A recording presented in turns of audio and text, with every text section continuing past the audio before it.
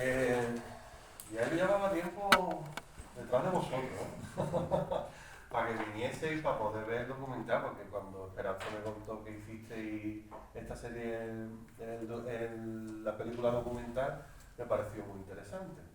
Eh, Habéis traído un pequeño teaser de 20 minutos, ¿no?, de la película. Sí. Vamos ahora a proceder a verlo y luego vamos a pasar una serie de preguntas, lo que nos dé tiempo en una hora que tenemos.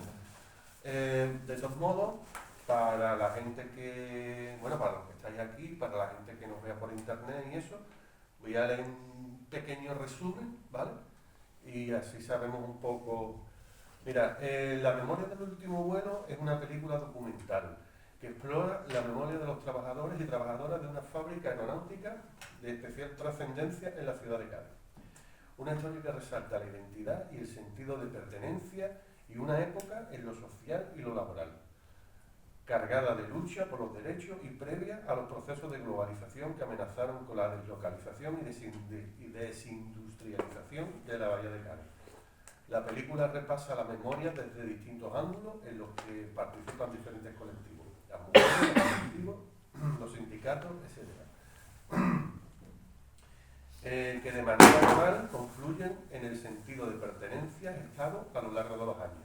Además, también es la memoria del presente, el de una asociación de jubilados que mantiene el vínculo y el encuentro como parte de esa identidad reforzada durante años de trabajo y relaciones. Y todo ello en el sello de Cádiz y su idiosincrasia como telón de fondo. Entonces, vamos a proceder a ver estos 20 minutitos, ¿vale? Y ahora pasamos a las preguntas, ¿vale?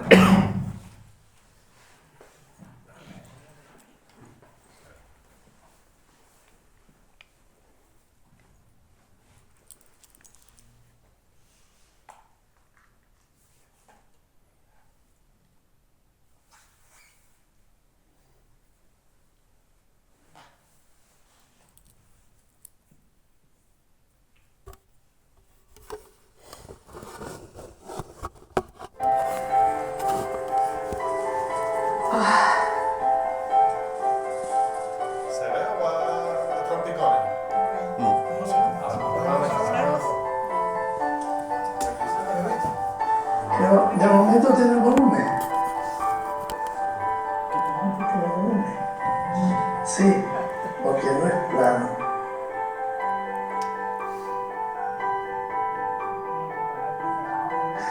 Bueno, esto va a ser también sombra.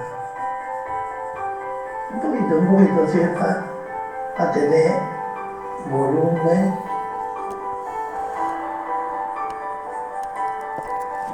Bien, aproximadamente esta la hemos perdido, esta está perdida, pero no me quita a que yo en un momento dado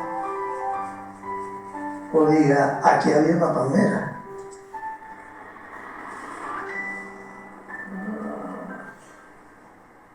De tiempos.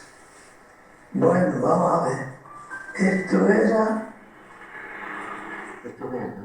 Este fue el primer plano que hizo el primer director que tuvo la fábrica en el 1927 en un sobre, este sobre es del Hotel de Francia, que es un hotel de Francia y París. Claro. Es como él vivía ahí, mientras que se hicieron las obras, pues diseñó este plano. Pero eso lo dibujó de la mano alzada ahí sobre en el sobre. La mano alzada lo escribió. Ahí se ve perfectamente la curva que la parte izquierda de la mano de la cara computadora, totalmente, el mismo diseño, y actualmente está igual, ¿no? Este es el tour donde entraba, porque ponían, ahí tenían que poner la ficha de globo, efectivamente. En el armario que se cerraba 5 minutos más colgado, que cerraba. Te cerraba la puerta y te cogía los dedos con la puerta. Cualquier entrega del primer avión, del modelo que fuera, siempre ha sido motivo, es como la botadura de los barcos en astillero, ha sido siempre motivo de festejo y motivo de celebración. Y yo lo he comentado muchas veces, cuando, ahora ya en la época más moderna, cuando el avión hace el primer vuelo y tú ves pasar por encima de tu cabeza ese cacharro tan grande y tan pesado, de verdad que se te ponen los vellos de punta, porque tú dices, tú no eres aerónica y ha participado miles de personas, pero te emociona saber que aquello está volando y está funcionando gracias al esfuerzo de tanta gente y tú has sido uno de ellos.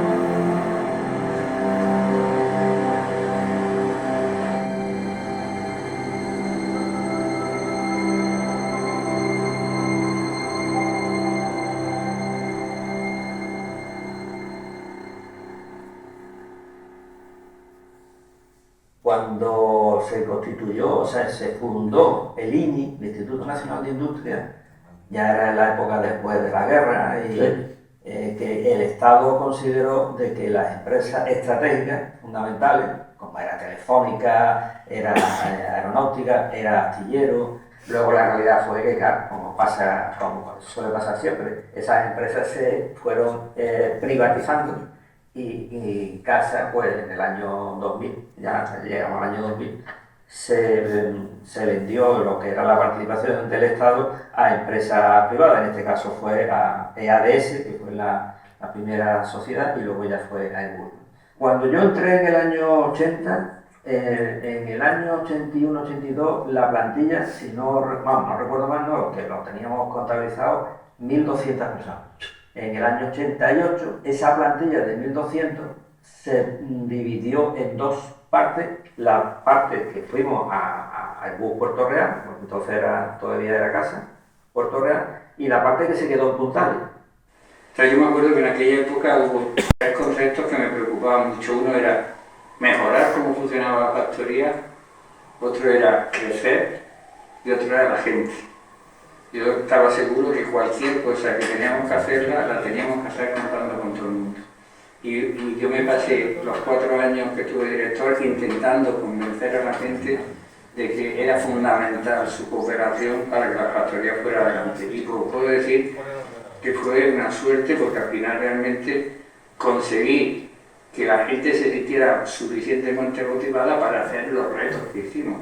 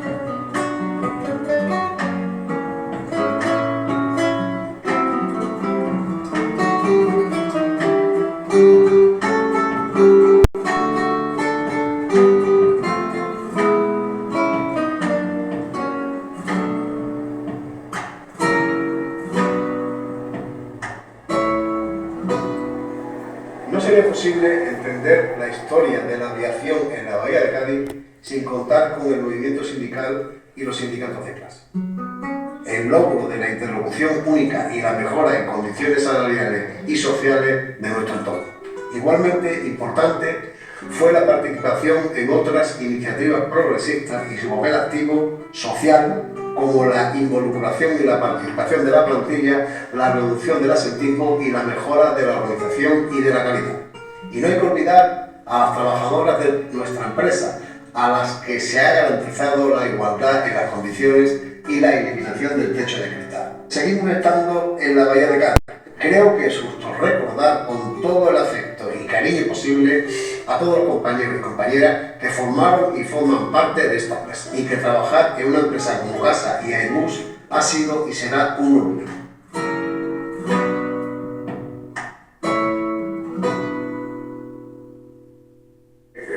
puesto que tenía en Madrid era conocer todos los aspectos de productividad, de cómo se iba mejorando los costos, reducción de costos. Eso siempre ha estado muy relacionado con mi propia trayectoria personal.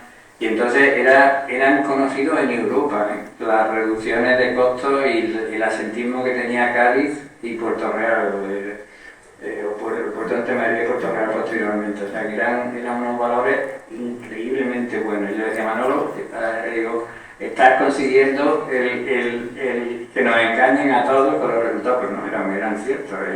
Que conseguíamos de que el comité de empresa mandara un comunicado a la gente diciéndole cómo estaba el asentismo y que tenía que mejorar. Eso era imposible pensarlo. Pero eso se conseguía porque había un buen feeling y además se comunicaba bien con la gente y nos ayudábamos.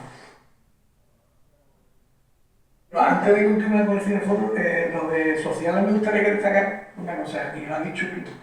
Me gustaría que participaran más las personas más mayores, porque si os fijáis siempre tenemos una franja de edad que es la que más participa, ¿no? Pero a ver si buscamos algo para que podamos atraernos a todas estas personas, o por lo menos mayor número. Sería bonito hacerlo, ¿no? Porque es una parte de la asociación que verdaderamente no participa y son los que son más antiguos. Una lección que nos da es que nunca, a pesar de los años, estamos acabados. Siempre hay algo que hacer, recordar y soñar. Que no podemos elegir la muerte, pero sí la vida. Lo que me hace reflexionar es la suerte que tenemos de ser jubilados, pero estar en una organización, de tener actividades, de poder compartir con muchos una excursión o una vivencia. Eso es vital.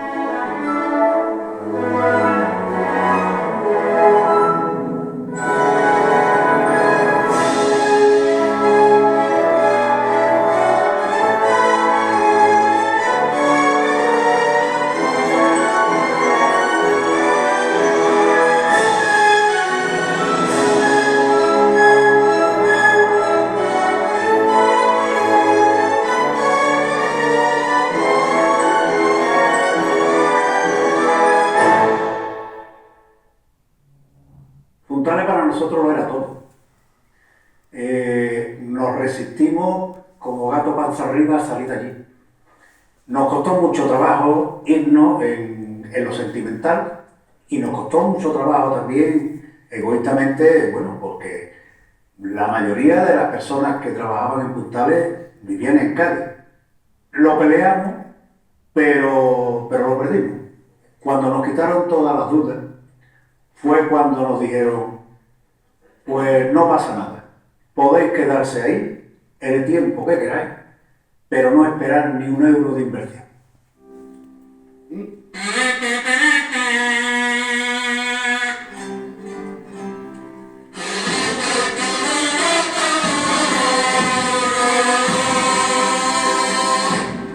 Cádiz tiene una calle, la calle una avenida, la avenida tiene una puerta, puerta llena de vida, vida, puerta de los trabajadores, donde entramos chiquillos, nos hicimos hombres, y cuando salimos abuelos mayores, puerta con corazones de generaciones, dejándose armar. No sé, toda una, pidiendo salario, pidiendo la luna, reclamando cambio tras la dictadura, creando un futuro para los demás. Fuerza que perdió con los años toda su identidad, por culpa de un engaño electoral.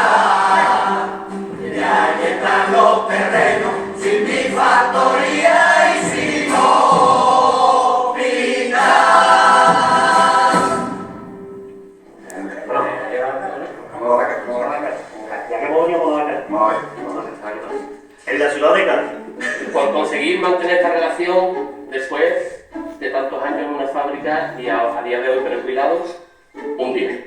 Comprobé que lo que estáis haciendo es un trabajo enorme. Me da alegría ver que estáis todavía con ánimo y con ganas de vivir y de pasarlo bien y hacer y divertir a la gente. Por sacarnos una sonrisa, un 10.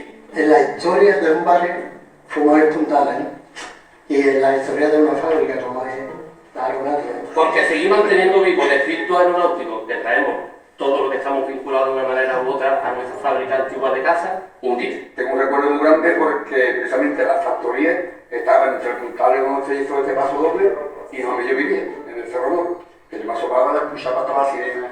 Ya que estáis aquí todos cuidados, a ver si yo no me a mis niños que están en el paro. Yo voy a dar mi valoración. Total de categoría, total de categoría. Yo quisiera hacerle una pregunta al jurado, con todo mi respeto. ¿Ustedes creen que nosotros podemos ir al Falla a cantar? Espérate que está todo Por favor, es una pregunta.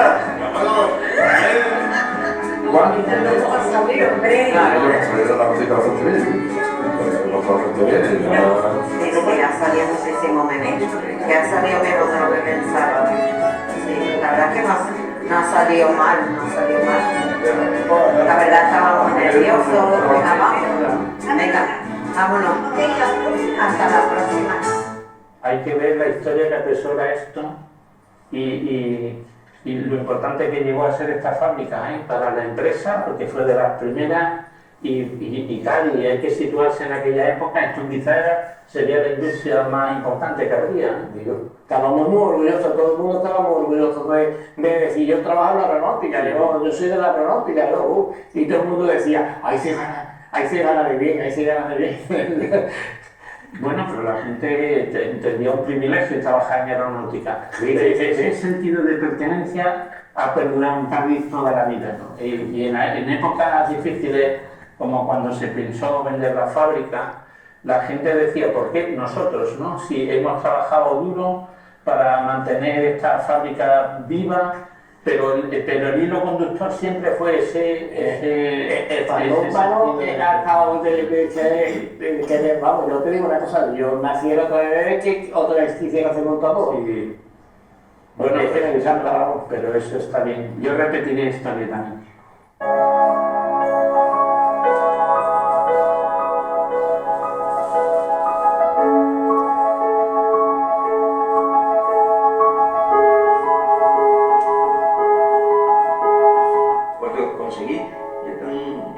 Trabajo aquí y conseguí pasar esta puerta el primer día, a mí me produjo una emoción que todavía recuerdo.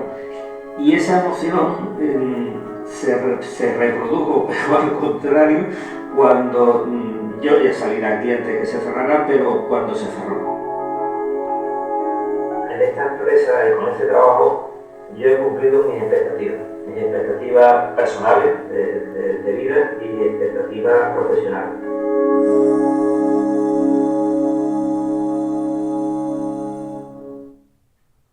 Bueno, el siguiente punto, 35 aniversario.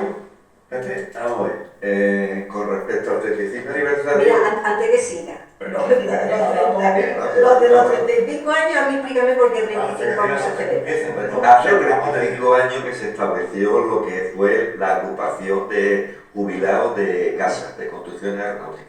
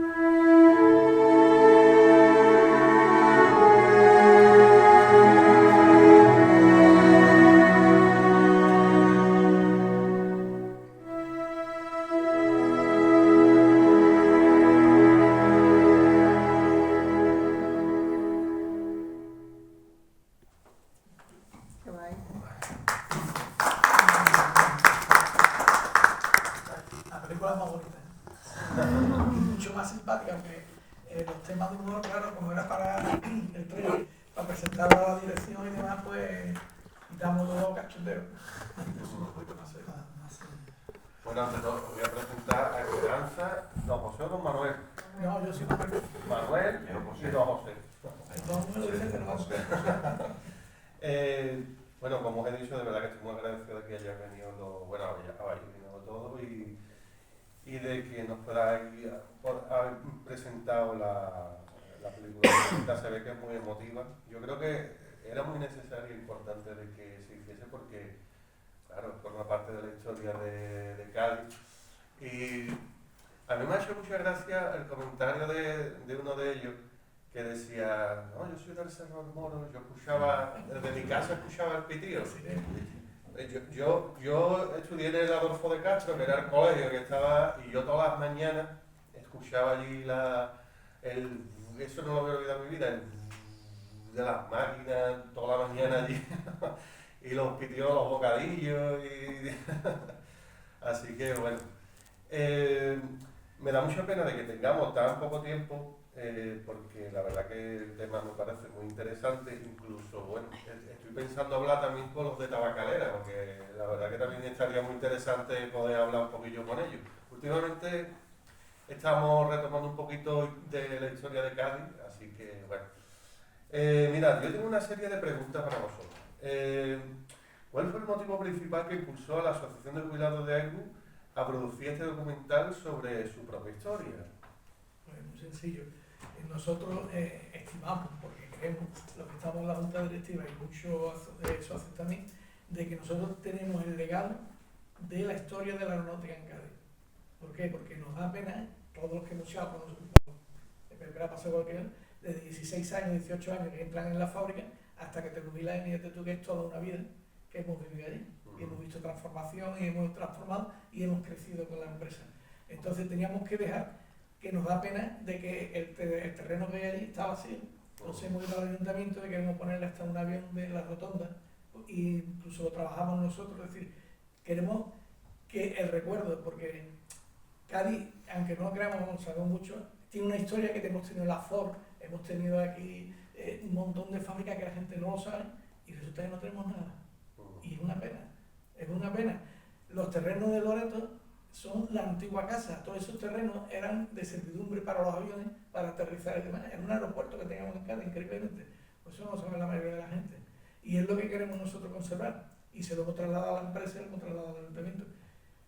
¿Cómo llevarlo a cabo y que eso quede en la memoria? Pues hacer una película. Porque digo, como nos pongamos en un libro, al final se queda en el estante y nadie lo va a ver. Pero por lo menos la película queda aquí. Hicimos eso entre muchos actos seguidos que tuvimos, conferencias y demás, y creo que lo hemos conseguido, por lo menos que Madrid se acordara que volvía a existir Cádiz, en el puerto de Santa María, pues el Puerto Real Barcelona, y nos han llevado a Madrid también a llevar la película, hemos estado como en Sevilla, en Albacete, Getafe, estuvimos con el patrón, por lo cual yo creo que nada más que con ese motivo, creo que hemos triunfado. No es nada, pero para nosotros es todo un orgullo. Claro. Mira, gracias a los compañeros, claro que claro. Voy a pasar así muchas preguntas, sí. ¿Vale? Porque como tenemos poco tiempo, mira, el título menciona la memoria del último vuelo. ¿Qué significado simbólico tiene este concepto para los trabajadores de la fábrica?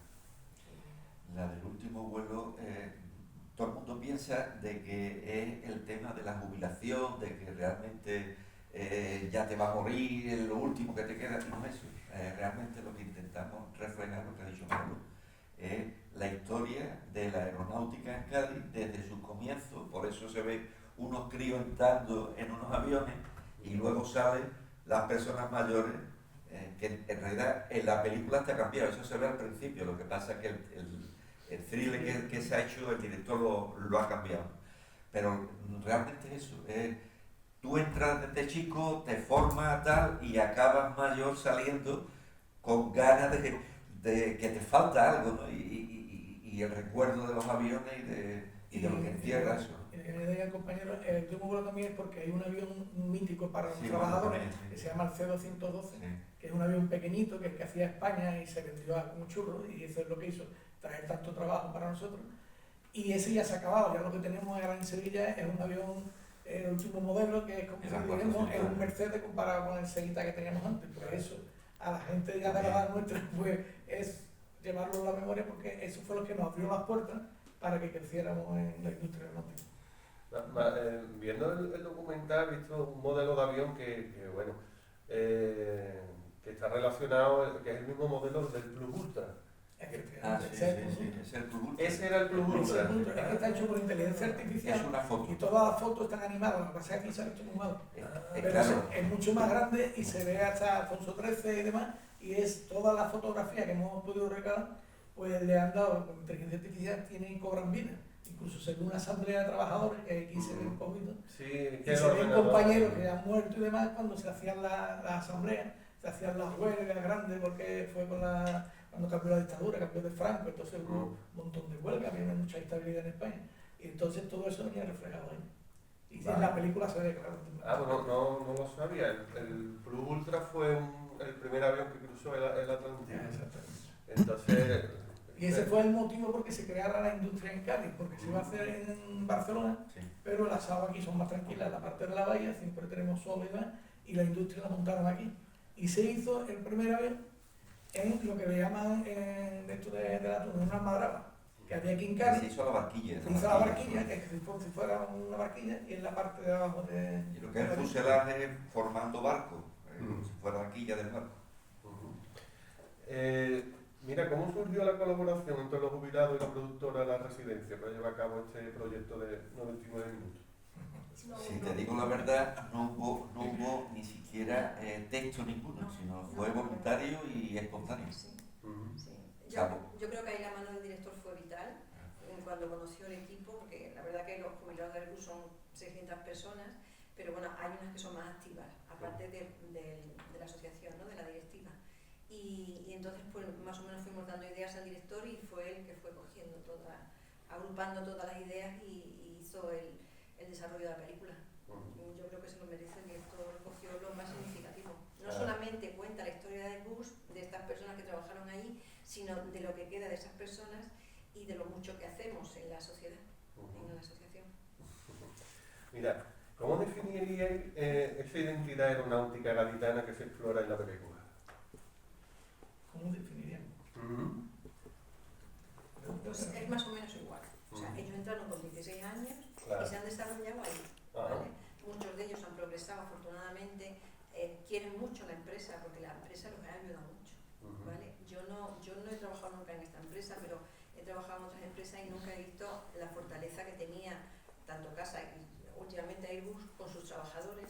Y claro, sus trabajadores, como dicen en la película, estaban entregados a la empresa. O sea, no tenían asentismo, no tenían baja, no tenían por qué, porque se encontraban reconocidos y eso más o menos... Es que nosotros, lo que es Cádiz, por desgracia, siempre tuvo la espada de Damocles de cerrar las plantas. Entonces, cuando siempre había una reestructuración o algo desde Toulouse, bueno, primero fue en España, primero en España primero también quisieron quitarla en su día y no pudieron quitarla porque los trabajadores pelearon y se quedó aquí en Cádiz. Luego nos incorporamos a Europa y Europa también quiere cambiar el sistema. ¿Y qué plantas son? Pues las más pequeñitas son las que quieren hacer la de CBC. El CBC nos llevaron al CBC de aquí de Puntales y también quisieron cerrarla. Entonces la lucha que tuvimos los trabajadores con los sindicatos y demás fue lo que hizo que se quedara en Cádiz y que confiara en ella. Entonces Mariano Alonso, que es la persona que dice la experiencia que tengo como director, era en aquel entonces el director general de personal, aparte del de calidad. Entonces nosotros conseguimos unos números que son los que pedía la compañía, de asentismo, de productividad, de calidad, de los que eran en el top de toda Europa. Entonces nosotros íbamos a las reuniones en Toulouse y demás y decía, coño, ¿cómo es que en Cádiz allí abajo hacen esto? Pues lo hacemos, macho, y somos capaces de hacer más. Y conseguimos que se quedara otra vez dentro de la planta y no nos sacara. Entonces ese espíritu pues la gente lo lleva dentro. Y nosotros lo que le hemos pedido a la compañía es que nos deje darle charlas a los chavales nuevos que entran y a los que están trabajando para que sepan de que eso que tienen allí, ese legado, se ha hecho trabajando y sudando. Y no nadie te lo regala nada, sino que hay que trabajarlo y hay que seguir peleando para que siga continuando esa industria. Claro. Después decir que la industria es una de esta empresa y este sector es el que tiene mayor valor añadido y los empleos son de alta calidad, con lo cual yo creo que perder eso sería retroceder. Por lo cual todos peleamos por ese objetivo. Ha sido una simbiosis entre... Hombre, yo soy jefe de recursos humanos.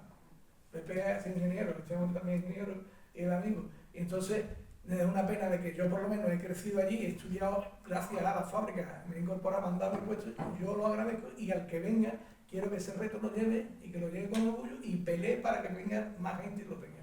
Y eso es el futuro. Que no se vaya a la factoría de Cádiz, es la idea, básicamente, ¿no?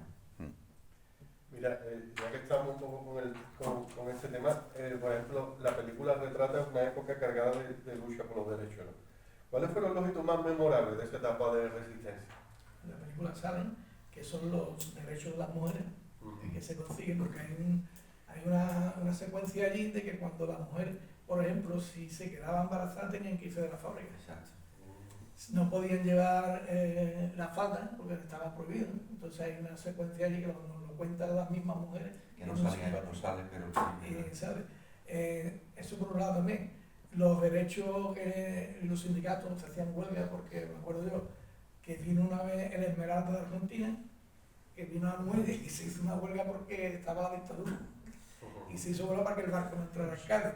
Pero fijaros, la de cosas y la de movimiento social. Y normativas que se cambiaron. Y se cambiaron un montón de muchas normativas. normativas que trataban, por ejemplo, a las personas con deficiencia, pues las trataban mal dentro de la empresa. Y entonces también todo eso removió, y sobre todo fueron las mujeres las que movieron ese tema.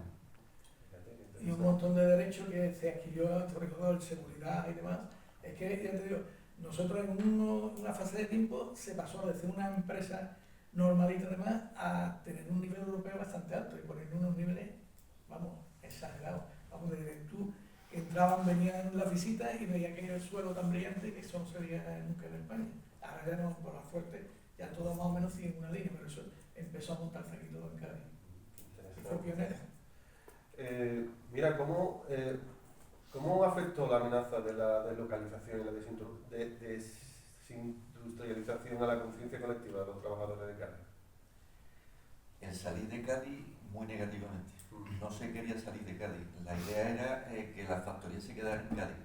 Pero el problema que había en Cádiz era lo que era el traslado de elementos fuera de Cádiz con el puente Carranza era muy complicado.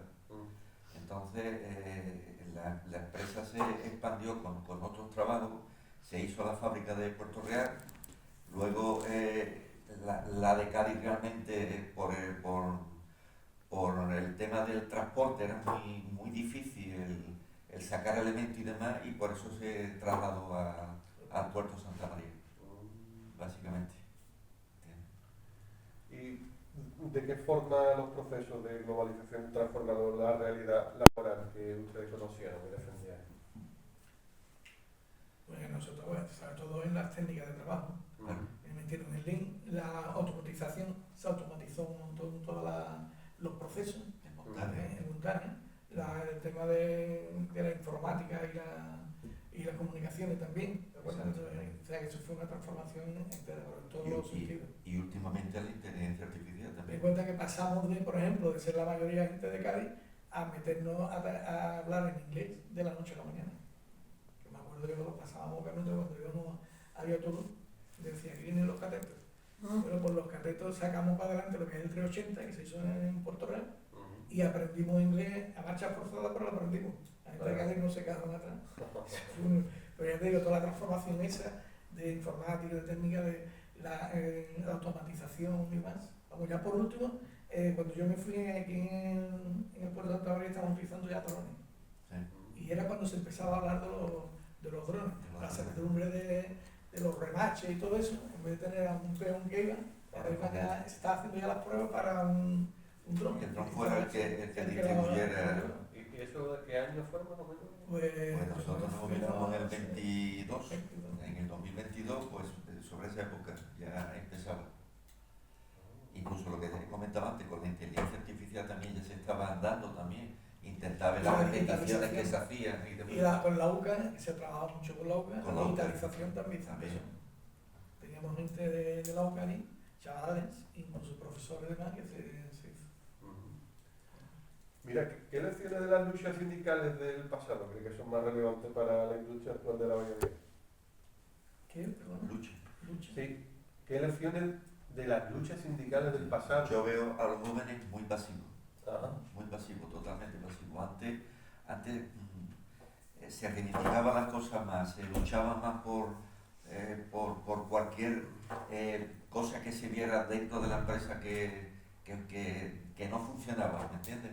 Y bueno, y eso es lo que veo que los jóvenes, no sé, no los veo que no, como si no tuvieran sangre, ¿entiendes? Exactamente, mucho más conformistas, ¿no? Y las cosas hay que lucharlas, si las quieres hay que lucharlas. Somos los chicos del baby boom, dicen, ¿no? Pero es verdad que hemos tirado para adelante no solamente en Cádiz, a nivel general, ¿no? Y Cádiz es una pequeña parte dentro de lo que es España. Yo, sin decir de referencia, cuando estaba de jefe de recursos humanos, una de las cosas que me quejaba en Madrid y demás, era de que mi generación y la gente que estaba conmigo habíamos estudiado estando trabajando. Exacto. Y yo me iba a la UNED, y en la UNED era un coñazo encontrar un libro porque había que buscarlo, o sea que había que buscarse la vida, y encima estaba trabajando, y a veces tenía que echar horas. Y yo veo que ahora, vamos, en la época que yo estuve, los chavales no estudiaban, no iban a la universidad. Y yo, pero tú no quieres ascender, no quieres... Se conformaban con quedarse, haber entrado en la aeronáutica y tener un buen sueldo y le iba bien. Y esa gana, ese hambre que teníamos antes, no la veía con los jóvenes. Y la verdad que eso me preocupa porque eso es malo para la empresa, porque si no llegamos a tener el personal preparado, el personal que había estudiado, esos cambios que tuvimos que hacer de digitalización, de automatización y demás, si tú no tienes personal adecuado, no lo consigues. Y eso se hace con la formación. Y detrás de por la tarde se hacían un montón de cursos y el que no estaba en la universidad, y eso es lo que hace que crezcamos. Y yo le decía, digo, oye, tenemos que hacer que la gente tenga interés y vaya, porque si no, porque al final, ¿qué puede pasar? Pues que te hagan un ERTE y digas, pues necesito de este perfil que no tengo, pues me sobran todo esto y empiezo a hacerlo de nuevo. Y la mejor es, creo otra empresa en otro lado, todos esos medios nuevos, y me cargo la antigua, que es lo que ha sucedido en algún sitio. Claro. Yo lo digo como lo veo, pero es verdad. Mira, ¿cómo fue el proceso de integrar visiones tan distintas como la de las mujeres, los directivos y sindicatos en una sola narrativa? Toda la composición la hizo Carlos. Nosotros le dimos la idea y sobre todo el mensaje y la filosofía que nosotros queríamos, y la verdad que es que todos los socios colaboraron. No hubo nadie que le dimos, oye, que no, todo el mundo decía que sí. Yo creo que más de uno nos quedaríamos para participar, pero fue Carlos el que lo organizó todo. Incluso hay personajes que aparecen cuando hablan, que uno era el director general, otro fue el director de económica, el otro fue ¿quién era el otro? Antonio Conde, que es el presidente de la Confederación de Empresarios. O sea que todo el mundo, donde hemos ido y pedimos ayuda, todo el mundo se abrió a participar. O sea, yo iba a decir menos la empresa, pero también participa. Mira, ¿qué papel específico desempeñaron las mujeres en la historia de las fábricas y cómo se refleja su memoria en la película? Las mujeres empezaron a hacer telares, ¿no? Antonio lo puede confirmar. Había un montón de mujeres que yo creo que eran más mujeres que hombres y se dedicaban a hacer lo que es el revestimiento de las alas o del avión, y eso era tela. Eso era tela.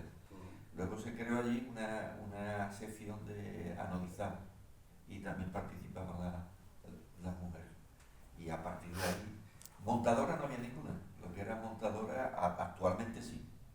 Actualmente sí hay mujeres que son montadoras, incluso jefes. Dentro del grupo de montadores también hay mujeres. Ha cambiado muchísimo desde los inicios hasta ahora, ¿no? Pero básicamente el comienzo fue las mujeres con el tema de telares y el anodizado, ¿no? Lo que es eso fue el inicio de los años. Luego se incorporó la mujer, más que nada como secretaria en oficina. Exacto, como oficina. Y yo a partir de los 90 fue cuando empezaron a entrar como montadora, porque ya en los cursos que se hacían se permitía que entrara la mujer. Es que la mujer se incorporó, igual que en ingeniería. Ahora entran muchas en ingeniería. Bueno, porque estaba en recursos humanos y teníamos un déficit porque por las leyes y demás, la Unión Europea y la ley española requerían que entrara personal femenino en puestos de dirección y demás, y es que no había porque las mujeres no solían estudiar ingeniería. Igual en este caso una de económica el otro día y en derecho. pero la rama de ingeniería, y poquito a poco es cuando digamos la impronta.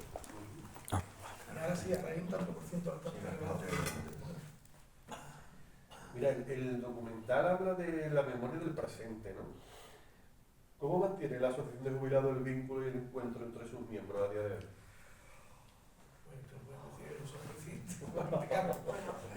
Tenemos muchísimas actividades. Hay muchas actividades, hay apartados, en cada uno tenemos un apartado más o menos, el apartado social, el apartado cultural, el apartado de viajes, y cada uno pues diseña un proyecto, se presenta en asamblea y pues, cuando se dice que sí, pues se hace, ¿no? Pero lo que intentamos es que la gente colabore, que la gente se familiarice con los temas, que generalmente hacemos encuestas a ver qué es lo que quieren, no quieren, clases de memoria, cineforum, tenemos tertulia literaria, hay viajes. Entonces eso engancha mucho a la gente y también engancha a gente que no es de Airbus, pero también quiere estar. Por ejemplo, en la 11, en nuestro grupo de lectura, de tertulia literaria, tenemos a 2 personas ciegas de la 11. Entonces, bueno, pues hemos querido abrirnos también y igualmente, ya te digo, al tener un nexo de unión que es la asociación de jubilados, pues ahí lo que hacemos es agrupar a toda la gente y bajo los gustos de la mayoría pues se van haciendo cosas y la verdad pues la gente se lo pasa bien. ¿Y hay algún requisito para poder Ser jubilado? Ser jubilado de luz. Solamente ser jubilado de luz. Vale. Y además no pagan nada. Ajá. Porque la empresa tiene bien de dar una subvención anual y entonces con esa subvención es lo que se hace todas las actividades. Procuramos de que las actividades donde va el mayor número de personas sea donde se da la subvención y se tiene, para que la gente no pague nada. Y si va, por ejemplo, no sé, a la Cortegana, creo que va, yo no puedo ir, va a la Cortegana, pues aquí sí damos una subvención para que el viaje le salga más barato al socio. ¿Y actualmente como cuántos socios pueden haber? Hay 750. Desgraciadamente muere cada 3 veces. Pero es así, no se lo pasa. Y también hay gente que no ha trabajado en el grupo, pero son la mujer o el marido de alguien que ha trabajado en el grupo. Pues yo, por ejemplo, no he trabajado en el grupo, pero sí pertenezco a ellos. Mira, ¿cómo se siente ver que su historia personal se ha convertido en una pieza de especial trascendencia para la ciudad de Cádiz? Pues eso lo hemos querido hacer con la película. Reconocerlo de alguna forma, la mejor forma es la visión de lo que hay. Hombre, a mí me gustaría que el ayuntamiento nos reciba un día y nos diga, oye, pues que lo queremos hacer, se nos hemos dicho, y de que forma gratuita expon la película para que la vea el pueblo de Cádiz. Nosotros lo tuvimos en la exposición del 35 aniversario en el barrio de La Bomba, ahí en Lauca. ¿Y cuántas personas fueron las que fueron? Pues aproximadamente entre 2 secciones que se hicieron, una se llenó con 75, bueno, 75 no, había 75 y se puso 2 sencillas más, unas 80 y tantas personas, y la segunda pues 50 y algo, 160 personas. Y en alcance el espacio llenamos todo el patio. Sí, eso sí. Ahí tuvimos que poner sillas de más porque todo el patio. Entonces fuimos al ayuntamiento y le dijimos, oye, cuando ustedes queráis, donde queráis, podéis hacerlo. Y yo os daba la película, nosotros no queremos comercializar la película ni nada, mucho menos. Claro. Y todo esto lo hemos hecho con recursos de la asociación, pero con este fin. El Teatro La Tía Norica. Bueno, sí. En el Palacio de Congreso. Eso era, nos cobraban hasta por la limpiadora y el vigilante. El de Falla, no, perdón. No, en La Tía Norica nos dijeron que había problemas porque nada más que tiene que ser el teatro de La Tía Norica. Y luego resulta que Alcance sí hace cosas allí para completar y a nosotros nos pusieron en la Escuela de Filosofía. En la Escuela de Filosofía. Y en el palillero también teníamos que pagar. Cuando tú tienes de lo que dijimos, digo, en horarios donde tú no tengas ninguna actividad, es decir, puedes ponerlo hasta un sábado por la mañana y lo puedes hacer. Nosotros lo ofrecíamos al pueblo para que lo viera, o sea, y sin embargo, el ayuntamiento que fuera testigo. En Getafe, el mismo ayuntamiento facilitó todo. Sí. En Sevilla lo va a hacer también cuando, ¿cómo llaman? Ellos tienen en Sevilla, no sé si aquí en Cádiz estará igual, pero tienen la ciudad por, no me acuerdo cómo llaman eso, que hay una persona del ayuntamiento encargada de esa zona de la ciudad. Sí, que es como si fuese un alcalde, pero no es alcalde. Pero no es alcalde, y ese también que lo va a facilitar. Bueno, y en San Fernando nos ha dejado, eso es lo que tenía que decir, El Centro de Congresos de San Fernando nos ha cedido una de las salas que tiene para proyectar la película gratuitamente, pero sin exigir nada. O sea, es lo asombroso, es lo que nos quedamos asombrados, porque en Cádiz, para hablar con el ayuntamiento, después de pedir cita, después de tantas cosas, ni te reciben, ¿me entiendes? Ni te facilitan nada, porque hemos reclamado más de una vez que nos cedieran un local o algo, nada. Y sin embargo, en San Fernando, solamente con decir que allí viven personas que han trabajado en Airbus, tanto jubilados como activos, y que sería bueno proyectarlo allí para que la gente lo viera, incluso familiares que lo quieren ver, y dice, sin problema, día 8 de abril, ¿queréis proyectarlo? Vale. Pues ya tenemos el día 8 de abril a las 7 de la tarde, si queréis ir alguno, que se va a proyectar la película completa allí en el Centro del Congreso de San Fernando. La verdad que la película entera merece la pena. Me faltan muchas cosas en la película, aparte que se ve mal, seguramente por el ordenador o algo, porque se ve a trozos así, pero faltan muchas escenas de mujeres jugando a la lotería, contando cosas, Sí, en fin, las más humanas. Exacto, ¿no? sí, Las más sí. humanas. Mira, os quería hacer otra pregunta. Carlos Atienza asumió múltiples roles, ¿no? La dirección, el guión, el montaje, la fotografía. ¿Cómo influye esta visión integral en el resultado final? Yo creo que es fantástico. Muy bien. Nadie nos esperábamos cuando nos presentó la película, nos quedamos alucinados en cierta forma, porque no pensábamos que lo englobara de la forma que lo hizo, ¿no? Sabe escuchar, sabe escuchar, la verdad que sí. Sí, lo que hizo fue un poco, diríamos, dar la visión de toda la asociación, porque te digo, ve lo que hacen las actividades que hacen las mujeres, de todo, de manualidades, de bajo lotería, de todo lo que hacen las mujeres, ve las actividades que se hace de lúdica, de carnaval, de todo lo que hacemos allí, y en verdad da visión a toda la asociación. Después él también nos aconsejó, por ejemplo, tenemos una tertulia literaria, nos aconsejó leer un libro que hablaba de los ancianos, ¿no? Y después también hicimos el cineforum. El cineforum, el cine con palomitas. Sí, cine con palomitas, y también hablaba de una residencia de ancianos, que fue verídico el caso, donde entra una persona mayor, pero para espiar cómo se hacía todo, ¿sabes? Y la verdad que está muy bien. Él nos dio ideas porque tiene más ideas que nosotros y nosotros le ayudamos lo que pudimos. Pero fue una simbiosis perfecta. Mira, tengo un par de preguntas, me dejo muchas preguntas y no puedo haber hecho esto dinamizándolo un poquito más, pero bueno, me sabe muy mal. Pero es que vamos justo de tiempo. Mira, tras finalizar el proyecto, ¿creen que el documental ha ayudado a sanar o a cerrar el capítulo de la historia laboral de la Bahía? Hombre, yo creo que... Cerrarlo no, yo creo que dejáis una huella de que podría seguir a mí más continuarlo el día de mañana. Mira, un parecido a lo nuestro, no es igual a una película, la ha hecho también los de la fábrica de San Carlos de San Fernando. Y la constructora. La constructora se llama. Y han hecho una película distinta a la nuestra porque lo que han hecho es más basado en la tecnología, más que contada. Nosotros hemos querido contar más las personas. Claro. Y basarnos más en las personas. Porque se lo dijimos a la empresa, para hablar de tecnología y para hablar de aviones, pues macho, tenéis de ingeniero y tenéis de todo, y tenéis los medios para hacerlo, pero nosotros vamos a hablar de personas. Claro. Y es lo que hemos recogido. Sí, sí. Y sobre todo personas de cierta edad ya, que hay que contar más con ellas. Claro, hay que darles importancia. Exacto. Entonces, la constructora sí lo hace de todos los trabajos que tuvieron y con quién trabajamos y demás, que también fue a alcance.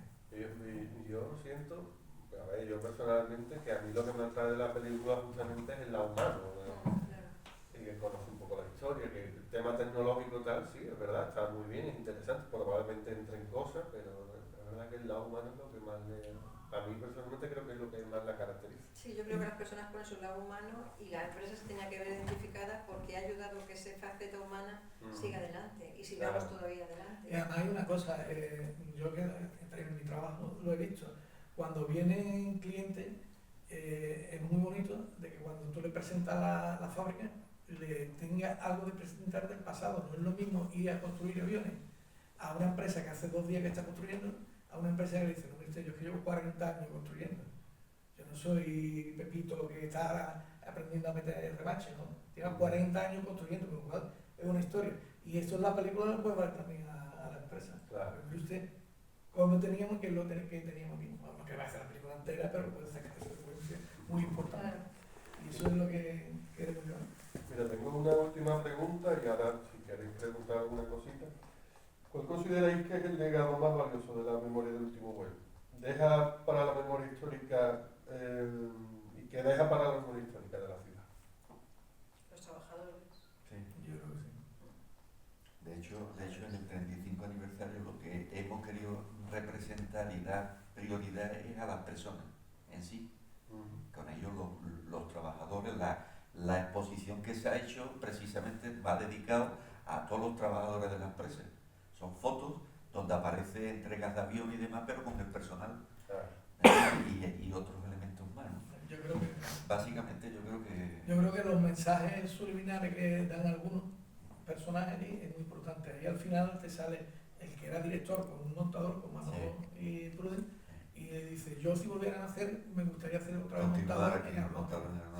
Eso que lo digo a la persona es que para mí es que ha disfrutado de su trabajo, ¿no? Que mejor cosa que haber dicho, he trabajado en un sitio donde he disfrutado y me he jubilado feliz. Yo creo que eso sería lo ideal para todos, ¿no? Claro. Y eso yo creo que es lo más bonito. Pues hemos llegado hasta aquí, hemos tenido poco tiempo porque viendo un poquito el teaser y tal, me hubiera gustado hacer muchas más preguntas, entrar un poco también más en el lado humano, en el ambiente. Sí. Ahora vamos, ¿queréis preguntar algo? Fácil. Bueno, una cuestión técnica creo que es Casa, Cádiz. Luego esto se quita de aquí a Puerto Real. Y de Puerto Real a Puerto Santa María actual, ¿no? Sí, te explico. Y luego, lo que quiero decir, aquí habéis puesto imágenes de un hidroavión, que era el Prosultra. Y lógicamente, aquí yo tengo cierta edad, pero yo no he visto aquí un aeródromo ni pequeñito.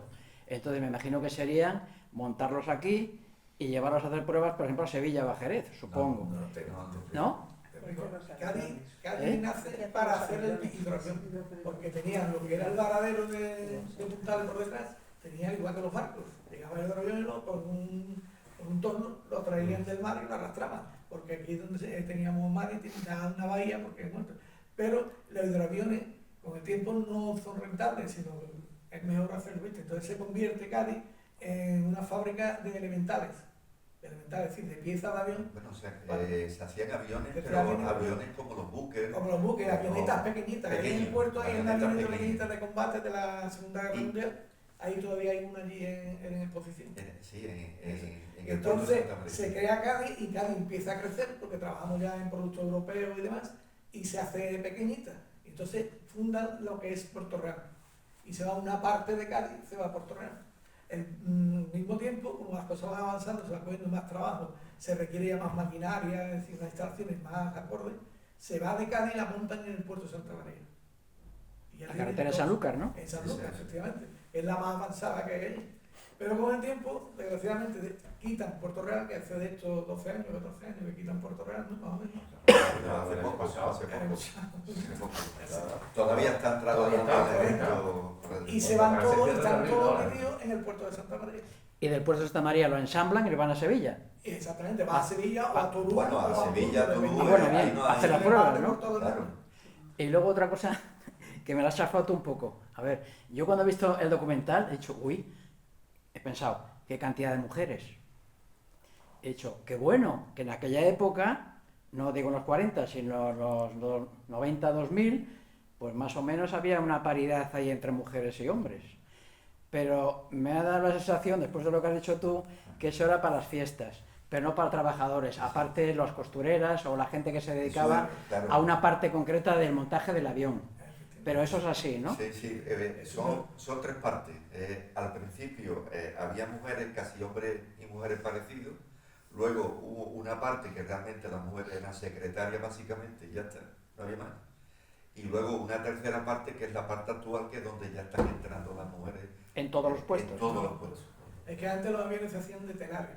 Y el telares lo mejor era el core pieza eran las mujeres. Las avionetas esas que están. Pero ya al pasar todo metálico, de aluminio y demás, pero ya requerían hombres, no requerían. La buque era de tela y se entregaba en Loreto. Lo que es la barriada de Loreto, eso era un aeropuerto. Ahí se entregaban los aviones a las distintas compañías que lo pedían. ¿Y cómo hay fotos, despegaban? Hay fotos, bueno, tampoco necesitaba mucho Descampado, terreno. ¿no? Tampoco necesitaba mucho terreno para despegar. No es como una 320 que es grande y necesita el aeropuerto de la película no se ve, pero en la exposición se ve que los fundadores de casa era el hermano de Franco, Chávez, o sea que eran mucha gente que era de la República, curiosamente. Una bonita historia, la verdad. ¿Alguna pregunta más, Yali? Sí, bueno, me la ha respondido ella, porque un avión es como un puzzle, ¿no? Entonces vosotros hacéis una parte del avión, ¿no? Nosotros Y hemos hecho aviones después completos sin otro motor. país, otra fábrica, otra, y después hay alguna. Efectivamente. ¿Y qué parte se hace aquí en Cádiz? Aquí en Cádiz se hace, bueno, ustedes son los técnicos. Fuselaje, se hace el estabilizador horizontal, ¿no? Y el vertical. Se hace el horizontal del 320, el horizontal del 330 y del 350. Exactamente, una época que se hizo el MD-11 de McDonnell Douglas. Los capós son los revestimientos del motor. ¿No tienes aquí los alerones?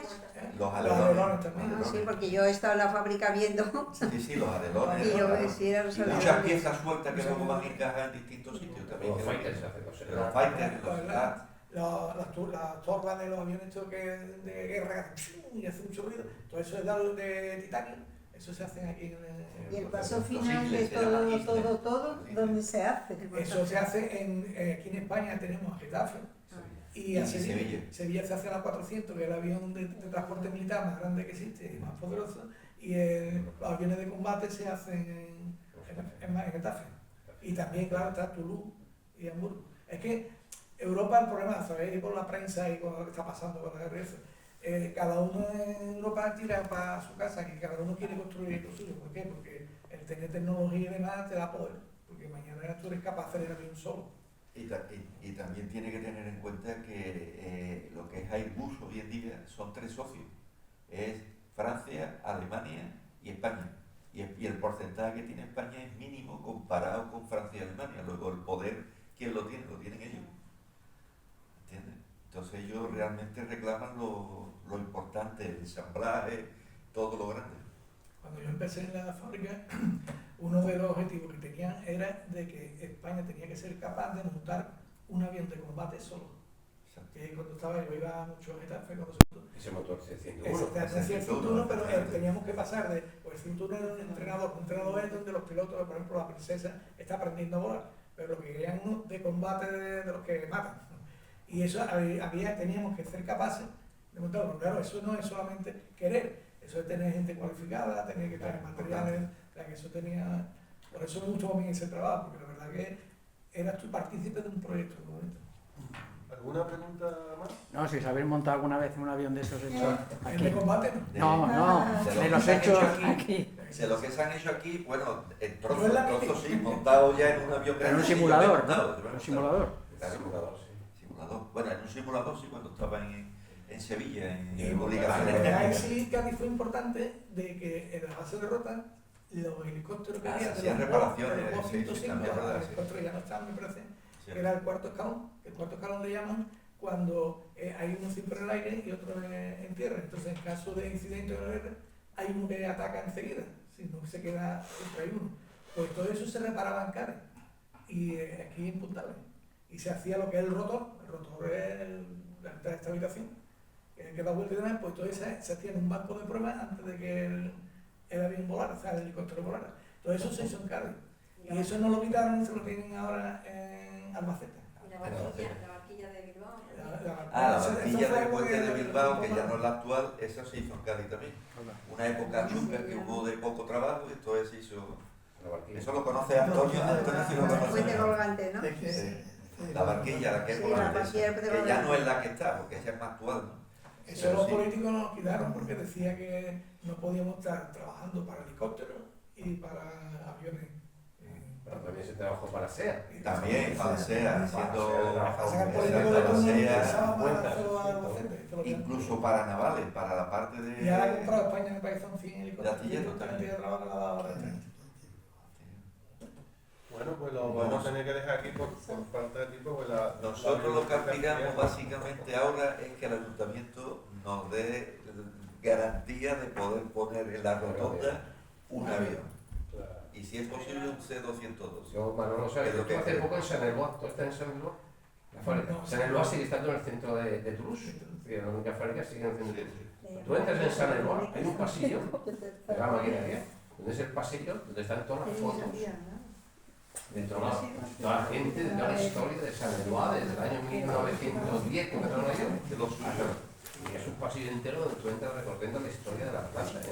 Y ahí a nosotros nos querían dar todos los recuerdos, toda la exposición que hizo el CBC para que lo guardáramos. Nosotros tenemos los garantes de eso, pero al final vino un directo nuevo y no nos vio así. Y no sabemos dónde está. Oye, ustedes no había nada. Pues no sabemos dónde está, pero en algún sitio tiene que estar. Bueno, disculpadnos. Vamos a darle un aplauso. Muchas gracias por haber venido.